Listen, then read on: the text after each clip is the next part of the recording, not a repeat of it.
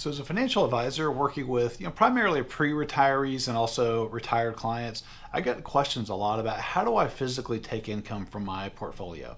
I mean, all these years you've been saving money, accumulating, doing the right things, 401k plans, brokerage accounts, trying to get ready to enable yourself to retire. And then once the paycheck stops, how do you turn on income from your portfolio? So it's a great question. A lot of different ways to do it. I wanted to share with you. I mean, I've done hundreds and hundreds of appointments over the years with retirees just on this very subject, and just wanted to share some thoughts with you just about how I would probably structure it.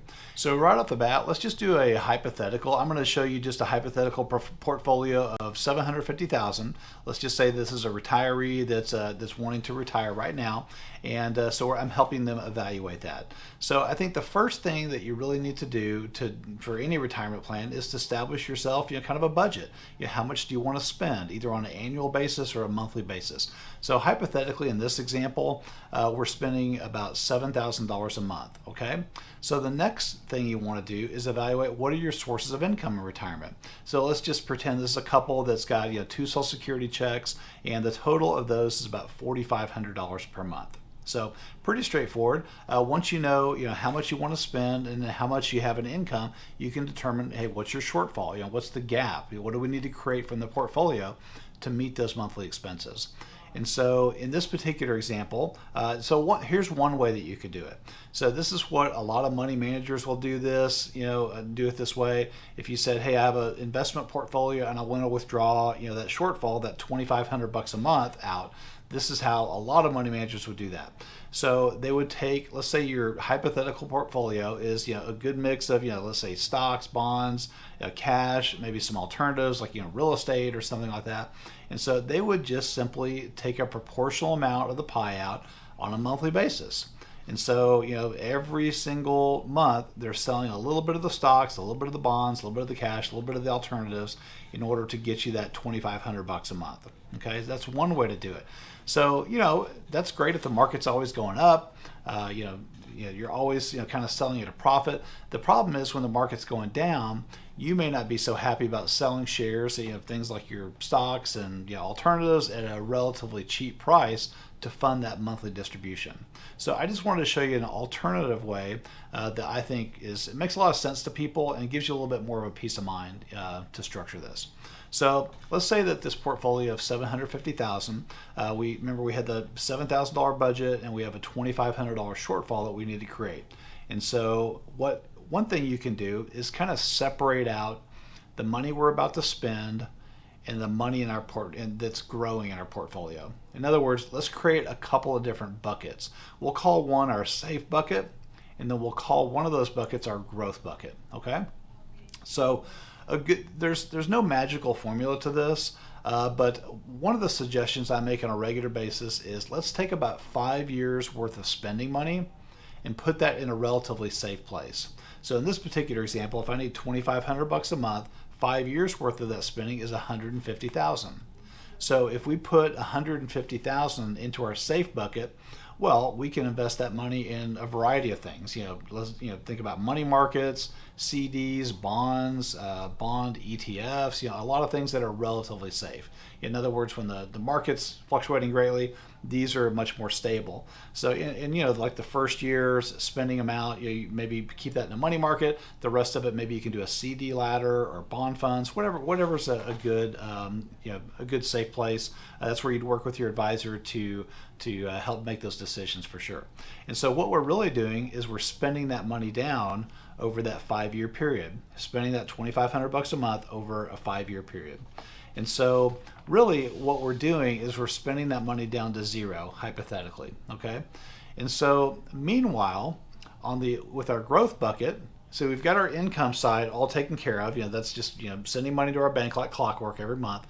On the growth side, we have $600,000 because remember we siphoned off the $150,000 to put in our safe bucket. So now we have $600,000 over in our growth bucket.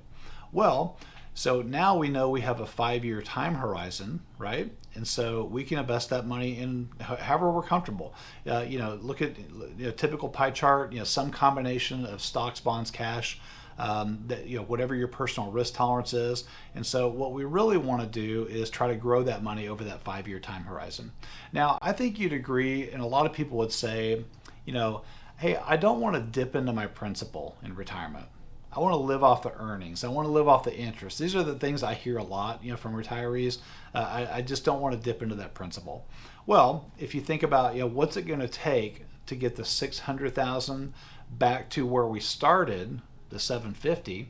Well, it's just a math equation. So in this particular example, 5 years, if you earn an average rate of 4.6%, that will equal 750 at the end. So you see, we've actually grown our growth bucket back to the original principal amount. So we haven't technically dipped into our principal. There's other factors, inflation, etc.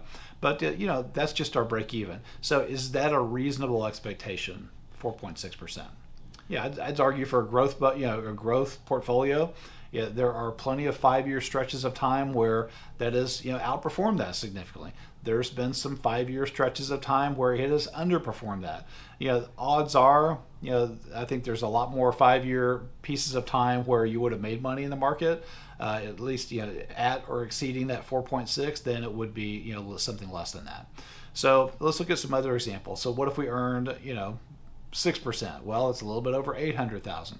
What if we earn 7%? That's about 840. And so now we've had our income, we've had some growth. Now it's 5 years later. Let's just kind of start over. Maybe our needs have changed. We need a little bit more money, inflation, etc.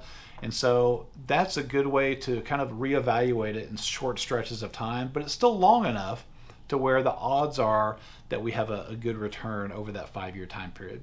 So, if I was to point out maybe a flaw in a plan like this, it would be, well, let's say that we had our income bucket, we spent that money down to zero over a 5-year period, and we need to replenish it, right? Great. Now we're in a recession. Right when I need to replenish those funds, the market isn't doing so well. I really don't want to replenish it at these low prices that maybe in our growth portfolio. Well, I think the solution to that would be, while you're growing that money in the growth bucket, hey, maybe when times are good, hey, maybe we had a 12% return one year. Let's say 10% return. Let's carve off some of the earnings and create another leg of income in our income bucket. Let's just kind of carve it off, siphon it off over time. Essentially what you're doing is taking profits when times are good, and you're replenishing that income bucket. Give yourself a little bit more time. So I think, and obviously when times are not good, here it's 2023. The last 18 months or so have been pretty down in the market. So obviously we don't do anything. We just spend our money, bide our time, and then at some point the market will recover. So I think that's a really good way to structure it. You don't have to do it that way. There's a lot of ways to structure it, but I think having a dedicated income bucket can give you some peace of mind. Just a good example. Let's say that we're a couple years into this income plan. This client called me up, and we've been in a down market. Let's say it's a 20% downturn in the market. Well, I would say to that client, hey, nobody likes the fact that we're losing money in our growth bucket right now. But the good news is we don't need that money for quite some time. We have time on our side. So because the money you're about to spend the next month, the following month, is in a very safe position. So I think it's a good way. It gives people a lot of peace of mind that way, segregating out the income needs from the actual growth part of the portfolio. Another really great thing about a strategy like this is flexibility. Are you stuck with anything inside that safe bucket? Are you stuck with anything inside that growth bucket? It could be mutual funds, ETFs, could be stocks, could be anything. Those are all liquid. Your safe money, CDs, bonds, bond funds, those are relatively liquid. I can sell those anytime. Now, of course, when you sell something, you might take a loss or you might have a profit in it. That's short-term stuff, but everything is flexible. I haven't locked myself into some lifetime income annuity, something I can't get out of. If I need an extra, $10,000 for something, who's to say you can't just take a little bit more money out? So there's nothing you're stuck with here. You can change your mind. The other thing I like about it is, in my example, 5 years, gosh, I can reevaluate that in 5 years. Hey, that wasn't meeting my needs, or maybe that's too much, or maybe I'm paying too much tax. I need to reevaluate where I'm taking this from. You can totally reevaluate it and redo it. You're not stuck with it. Another thing, I just picked 5 years because that's an appropriate amount of time to grow money. Probably 2 or 3 years is too short to really expect to grow money over that time period. 5 years is a pretty good time frame, historically speaking. Of course, past performance is not a guarantee of how it will perform in the future, but it's a pretty good time frame. Who's to say you can't do 10 years? Let's take 10 years worth of income and keep that in a safe place.